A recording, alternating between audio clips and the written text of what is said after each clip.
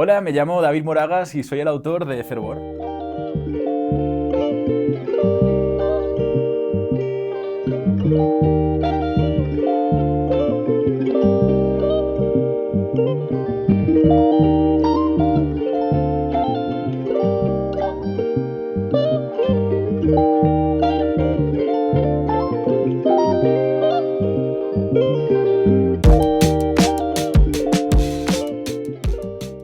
Uf, qué pregunta tan bonita para empezar. Pues yo siempre digo que trabajo la escritura desde dos planos, el plano horizontal y el plano vertical. El plano horizontal tiene que ver con la asociación libre de ideas, sentarse y escribir sin pensar muy bien hacia dónde va el argumento y qué estás haciendo. Y después la escritura vertical tiene que ver con darle orden, darle una estructura, ponerte un deadline también. Y entonces creo que este apunte que comentas de la relación entre el texto y algo que parezca honesto, verdadero, tiene mucho que ver con escribir una vez has entendido el personaje desde la horizontalidad y después esa horizontalidad siempre queda atravesada por una verticalidad que es, bueno, entre toda esta honestidad y este desorden hay que darle forma a esta historia.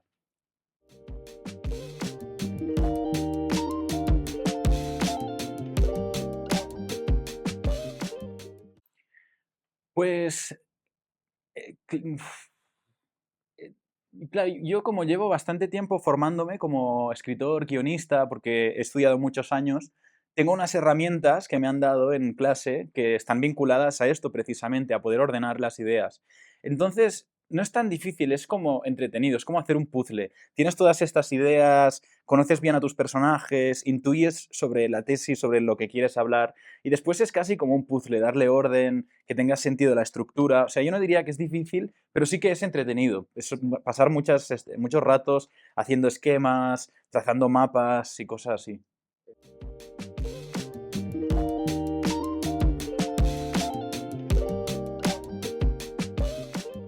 Sí, yo me especialicé en guión y entonces sobre todo estudié mucho tiempo guión. Hice audiovisuales en Barcelona y después en NYU en Nueva York estuve 3 años especializándome en guión.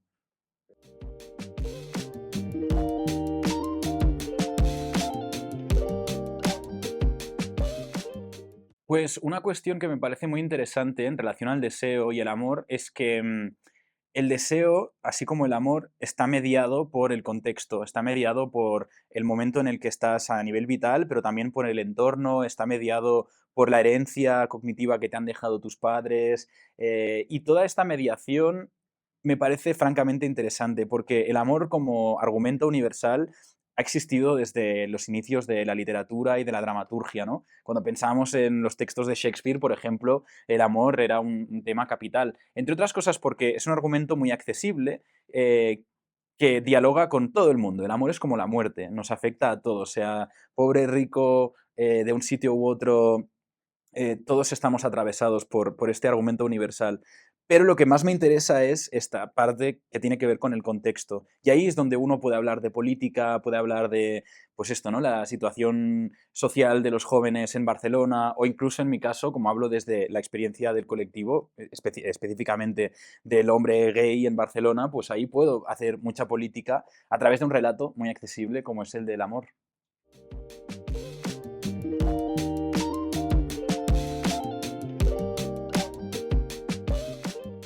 Sí, totalmente.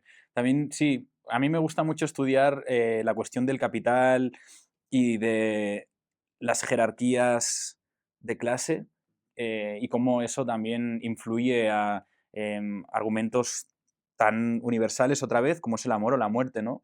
Creo que algo tan sencillo, ¿no? Algo tan simple como morir, la narrativa de la propia muerte está atravesada también por la clase social, por dónde, en qué sitio figuras en el mundo, igual que el amor.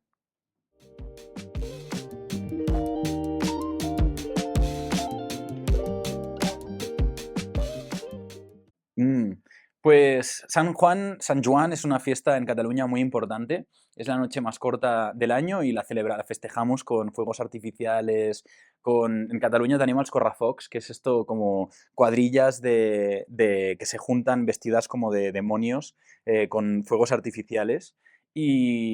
me apetecía mucho, como Fervor está tan ambientada en un sitio como es la ciudad de Barcelona y una cultura como es la catalana, ir introduciendo como elementos de nuestra cultura a lo largo de la historia.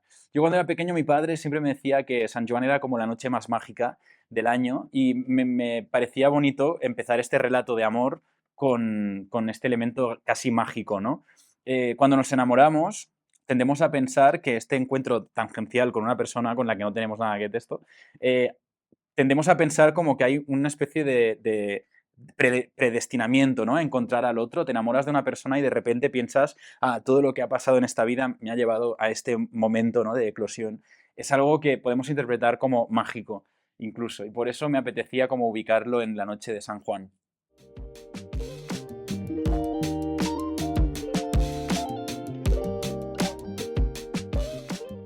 Pues yo siempre digo lo mismo, que los acontecimientos no son autobiográficos, lo que ocurre en el libro es una ficción, a mí no me ha pasado nada de todo esto, pero el punto de vista inequívocamente sí que es autobiográfico, es decir, la forma de ver las cosas es inequívocamente mía, la voz es inequívocamente mía, pero los eventos me los he inventado para darle sentido a una historia.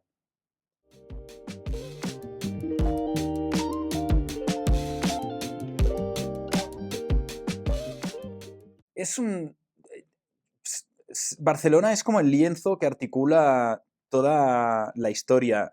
Para mí era importante dejar un testimonio de lo que era la ciudad en este momento presente, por eso hablo tanto de los bares, de los sitios que frecuentan. Me gustaba, hay una novela de David Vilaseca que me gusta mucho, que es Els homes y els días, y David Vilaseca lo que hace es hablar de forma muy específica de la experiencia marica en su momento vital. Y cuando leí ese libro me impactó mucho cómo el libro sirve como un testimonio de una experiencia pasada que informa muy bien mi experiencia presente, pero precisamente desde, ¿no? Por ser pasada, tiene el valor de haber dejado como ese testamento en el tiempo. Y tenía muchas ganas que el libro también sirviera como un testamento de lo que era Barcelona en este momento, porque tengo la sensación de que es una ciudad que, como el personaje está en crisis de cambio, está en crisis de transformación. Uno podría decir que Barcelona está perdiendo un poco su identidad como ciudad. Entonces, para mí era una forma de dar una especie de homenaje a lo que es Barcelona en este momento, porque creo que en 10 años alguien leerá esta novela y podrá hacer una lectura casi nostálgica de una Barcelona que ya no será.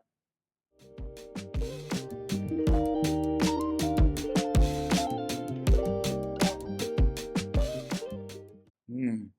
Pues sobre todo la construí, es decir, todos los personajes que gravitan alrededor del protagonista, todos los personajes satélite, tienen una función narrativa muy importante que es contrastar algún aspecto del protagonista que necesita ser contrastado.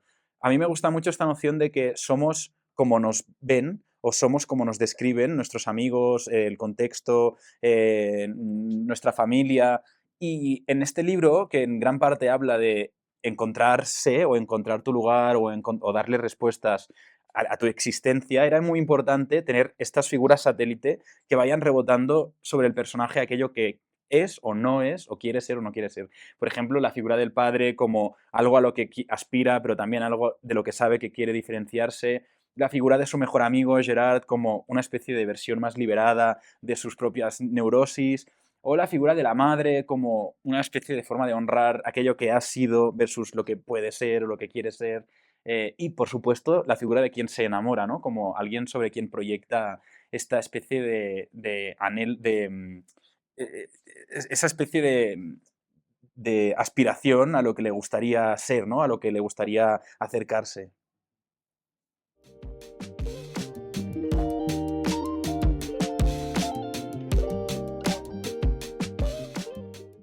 A mí me gusta mucho esta noción de que enamorarse es poner en crisis el narcisismo, ¿no? Es decir, el narcisismo básicamente es la noción de uno que encuentra, que está como enamorado de su propio reflejo, ¿no? Alguien a quien le fascina su propio reflejo, ¿no? Pero ¿qué pasa? Que cuando uno se enamora, inevitablemente deja de verse a él mismo en el reflejo porque lo único que quiere ver es al otro en el reflejo, ¿no? Honestamente, creo que en la experiencia homosexual esta noción se magnifica en tanto que compartimos género, compartimos una cuestión identitaria mucho más cercana. Y creo que especialmente en el colectivo, esta cuestión del deseo viene también enfatizada por esta búsqueda de la propia identidad, ¿no? A mí me pasa que a veces, pues esto, cuando me enamoro del otro, tengo que hacerme constantemente la pregunta, ¿deseo al otro o deseo ser el otro? ¿Quiero a la otra persona o quiero ser la otra persona? ¿Quiero acercarme a esa persona desde el deseo o desde el deseo de ser, ¿no? Y creo que en ese sentido, pues el libro explora un poco esta noción. Y después, perdón, después hay una cuestión ya más cultural que tiene que ver con cómo practicamos el deseo en el colectivo, que es bastante, creo, distinto que en otras identidades.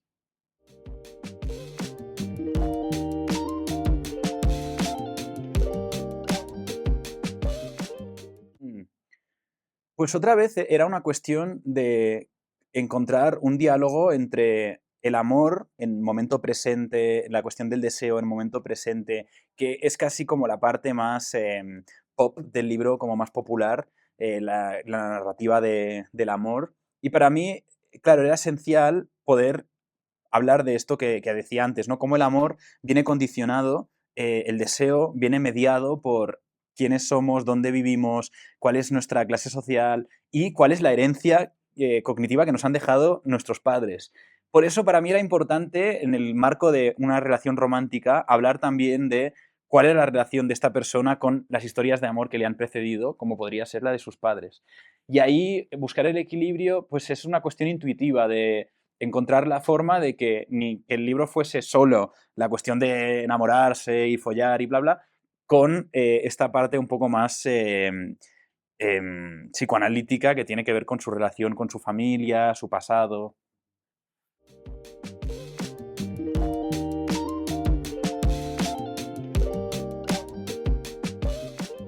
Oh, wow. Qué pregunta tan bonita.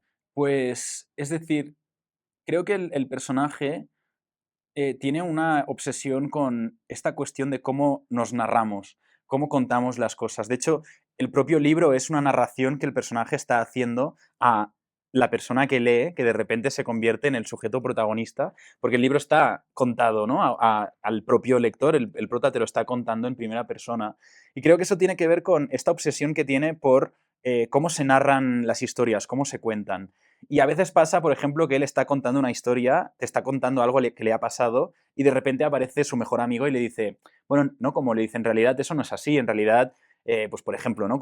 Hay un secundario que se llama Oriol con quien él mantiene unas cuantas citas y en un momento determinado le dice que no quiere seguir viéndolo y entonces Oriol se enfada y le dice como, pero, joder, me habías prometido un poco, ¿no? Como habíamos empezado una dinámica de pareja y de repente dices que esto no era nada, ¿no? Y él lo cuenta convencido de que, no, no, es que Oriol le ha traicionado. Y luego va su mejor amigo y le dice, bueno, en realidad creo que tú sí que le estabas dando un poco de cuerda, ¿no? Y lo que pasa es que ahora has decidido que ya no te interesa, pero tampoco puedes negar eso. Entonces, creo que el protagonista tiene esta adicción a las palabras, a contar relatos, porque lo que está intentando hacer es encontrar uno que le sirva, uno como que realmente sea el suyo. Y de ahí esta necesidad impulsiva de contarse a sí mismo. Por eso dice que tuitea tanto y que está siempre como escribiendo. Curiosamente también, en el momento de crisis, en el momento de ruptura, en el momento de más bajón, hay un momento que hay una frase que dice, dejo de hacer esto, esto, esto y dejo de escribir, ¿no? Llega un momento en el que él mismo deja de escribir.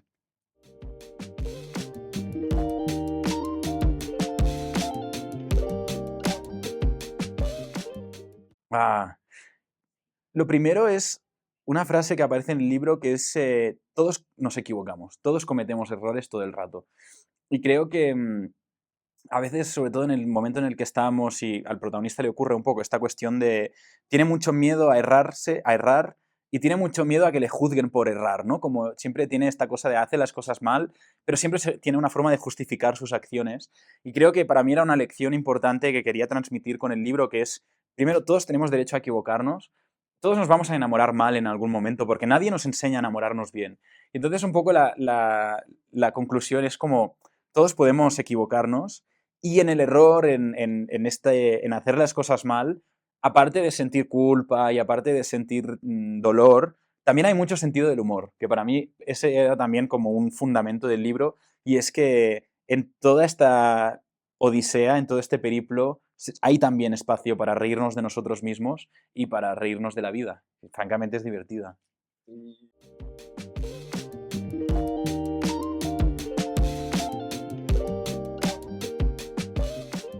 Me gustaría que se llevaran... Es decir, para mí escribir es un pacto entre el autor y el lector que tiene que ver con la verdad y tiene que ver con la honestidad. A mí no hay cosa que me guste menos de cuando estoy leyendo un libro pensar, me están engañando, me están como eh, tomando el pelo, como esto no es honesto lo que estoy leyendo.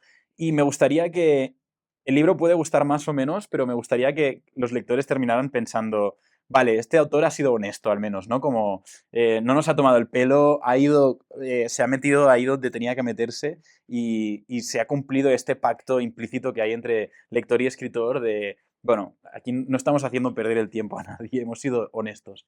Pues os invito a todas, todes a leer Fervor, espero que os guste muchísimo, veréis que es un libro cargado con mucho sentido del humor, pero también os invita a reflexionar y a pensar sobre qué es esto tan delicado a lo que llamamos amor.